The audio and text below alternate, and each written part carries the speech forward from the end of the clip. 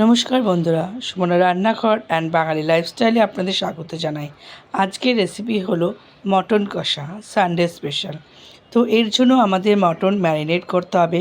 তো মটনটাকে ভালো করে আমাদের ধুয়ে জল ঝারিয়ে নিয়ে আদা বাটা, রসুন বাটা, হলুদ গুঁড়ো, লঙ্কার গুঁড়ো এবং সামান্য পেঁয়াজ, টক দই আর একটু সর্ষে তেল দিয়ে ভালো করে আমাদের মাংসটা মেখে নিয়ে 40 থেকে 1 ঘন্টা মতো ম্যারিনেট করতে হবে।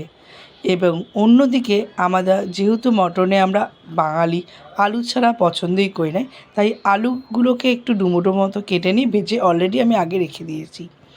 এরপর ম্যারিনেট হয়ে যাওয়ার পর একটা কড়াইতে সর্ষের তেল গরম করে তাতে গোটা গরম মশলা, তেজপাতা, শুকনো লঙ্কা ফোড়ন দিয়ে নেব এবং তারপর বাকি যে কেটে রাখা পেঁয়াজ কুচি দিয়ে ভালো করে আমাদের সেটা নাড়তে হবে যতক্ষণ না পেঁয়াজটা হালকা বাদামি রঙে ভাজা হচ্ছে।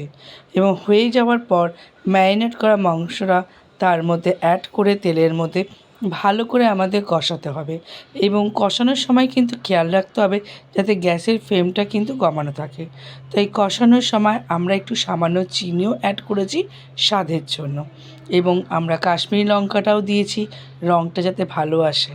এবং এইভাবে আমাদের মোটামুটি 1 ঘন্টার মতো কষাতে হবে, কারণ মটন যত কষাবেন ততই কিন্তু তার টেস্ট ভালো আসে এবং যতক্ষণ না তেল তার থেকে ছেড়ে যাবে। এরপর কষানো হয়ে গেলে একটা প্রেশার কুকারের মধ্যে মটনটা পুরোটা দিয়ে নেব এবং তার মধ্যে আমরা যে আলু ভেজে রেখেছি সেই ভাজা আলু আর গরম জল অ্যাড করব। জলটা কিন্তু একটু গরম করে অ্যাড করবেন যাতে ভালো টেস্ট হয়।